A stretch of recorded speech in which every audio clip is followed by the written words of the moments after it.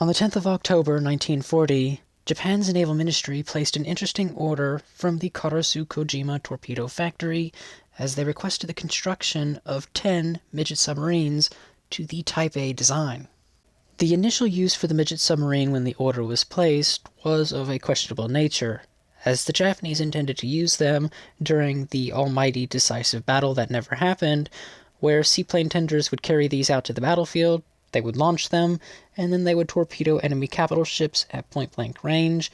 However, these midget submarines had no seagoing qualities, they had very short range, but they did have a high speed.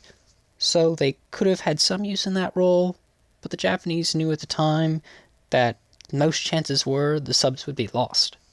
Regardless of the questions surrounding their future operation, on the 15th of November 1940, the submarines were officially placed on the Imperial Japanese Navy's operational register, and they were accepted for service, and 13 sailors were assigned for training. These men would undergo training aboard the IJN Chiyoda, which was one of the tenders expected to carry and launch midget submarines in the future. Once the textbook side of their training was completed in mid-January of 1941, they would get their first experiences aboard the submarines themselves, and they would use them for training from mid-January to March of 1941. Once the first batch of officers had been trained, a second batch was assigned to the Chiyoda, consisted of 22 sailors, and these men would eventually be divided between Chiyoda and the newly commissioned Nishin. The Nishin, much like Chiyoda, was expected to carry and launch midget submarines in battle. In May of 1941, the second group of officers completed their textbook training, and they too would get a taste of the actual submarines, using them in games against anchored targets, with them operating from the vessel Kirei-maru. From June to July of 1941, the trainees aboard Chiyoda were transferred to Kirei-maru or Nishin, as Chiyoda underwent a refit where its midget submarine launch ramp was installed. On the 18th of August 1941, with Chiyoda's refit having been completed, it was used as an active target for training with the midget submarine crews, and the submarines proved quite successful. Even with the successes during the training, there were a series of drawbacks noted with the submarines. Firstly, they had a complete lack of defenses against nets and chains, they had no methods of cutting them or pushing them out of their way, so the submarines could become easily entangled. They also had a lack of guards for their rudders and propellers, so those too could become entangled quite easily. Finally, the rudders, as initially designed, were very small and had poor hydrodynamic qualities, so the maneuverability of the submarines were quite poor. Unfortunately, the Navy would not address this issue until 1942. Following the exercises against Chiyoda on the 18th of August, the submarine crew members held a conference and they created an interesting suggestion where they recommended the use of the submarines against coastal and harbor targets rather than at sea during the decisive battle. In September of 1941, Commander Aruzumi, who was a liaison officer from the Naval General Staff, inspected Chiyoda's newly installed midget submarine launch ramps and the training of the midget submarine crews when Captain Harada proposed the idea of using the submarines in harbor operations, and he suggested that that idea be brought forward to the Naval General Staff. In order to test the potential success of the midget submarines in a harbor operation, they were transferred to the submarine tender Chitose and taken outside of Hirajo Bay, Shikoku. The submarines would enter a defended harbor and then exit it, returning to the Chitose during the night, and they did this successfully. With the results from this test in hand, Captain Harada attended one of the combined fleet meetings aboard the temporary flagship Mutsu, where Izoroku Yamamoto was present, and the upcoming Pearl Harbor operation was being discussed. Harada directly asked Yamamoto if the midget submarines could be implemented in the plan.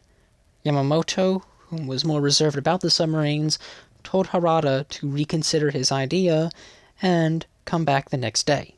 On the 5th of October, Captain Harada returned to the Mutsu, this time with Lieutenants Iwasa and Matsuo. Both were men trained to use the submarines. The three men would once again suggest using the midget submarines in the upcoming Pearl Harbor operation. During that meeting, arguments were placed for and against the use of the submarines during the operation, and as a result, Yamamoto decided to defer the subject to a different date. From the 11th to the 13th of October 1941, with Yamamoto back aboard his flagship Nagato, further conferences were held, once again with the submarines being brought up, and by the end of these conferences, Yamamoto approved the use of the submarines during the operation. On the 19th of October 1941, the Sixth Fleet ordered that 5 Type C1 submarines receive installations to house and launch some of the midgets. As for the midget submarines themselves, they too would need a series of upgrades before going into action. The first one was a figure-8 net cutter installed around the torpedo tubes at the bow of the submarine. Then a pulley system with a cable would run from the bow to the top of the conning tower, and this would force the nets over top of the submarine so the submarine did not become entangled once the nets were cut. Guards were also added around the propellers and rudders to prevent them from becoming entangled as well. In order to slightly address the steering issue with the submarines, without redesigning the rudders, the Japanese installed a pneumatically operated steering system, which would result in the removal of 25 batteries from the forward battery room and the installation of 4 air canisters for the system. And finally, in the event that the submarines became trapped within the harbor, they were fitted with scuttling charges in the aft battery room. On the 22nd of October 1941, while the midget submarines were being upgraded and the C-1 submarines were receiving installations to carry the midget submarines, Lieutenant Matsuo boarded the liner Tayomaru en route for Hawaii, where he would inspect the entrance to Pearl Harbor. Of course, he could not carry out a thorough inspection of Pearl Harbor's entrance, but any visuals regarding the defenses to the entrance would be useful in a few weeks' time. By the 5th of November, he had completed his mission, and he returned to Japan. On the 10th of November, the submarines had completed their refits, and I-16, I-18, I-20, I-24, and I-22 were assigned to the Sixth Fleet's Special Attack Unit for the Pearl Harbor operation. The submarine crews were briefed on their mission, with the intention for them being to attack warships anchored within the harbor in between airstrikes.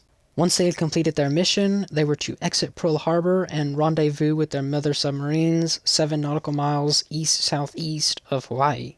On the 18th of November, the Special Attack Unit would rendezvous at a naval proving ground where their midget submarines would be installed. That evening, a conference was held, and it would be the final briefing that the submarine crews would have prior to the attack. At 2:15 a.m. on the 19th of November, 1941, the Special Attack Unit under the command of Lieutenant Matsuo aboard I-22 departs Japan en route for the Hawaiian Islands. The submarines I-68 and I-69 were also ordered to depart with the Special Attack Unit and lay off the entrance of Pearl Harbor in order to torpedo vessels that attempted to escape the harbor and also recover the midget submarines once the operation was complete.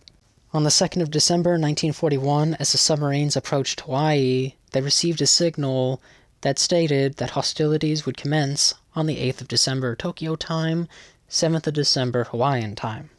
During the early hours of December 7th, the mother submarines were in position and they were preparing to launch their midgets, but that is a story to be continued in part 2. So, if you have learned something new in this video, why not leave a like and a comment down below, and have a wonderful day.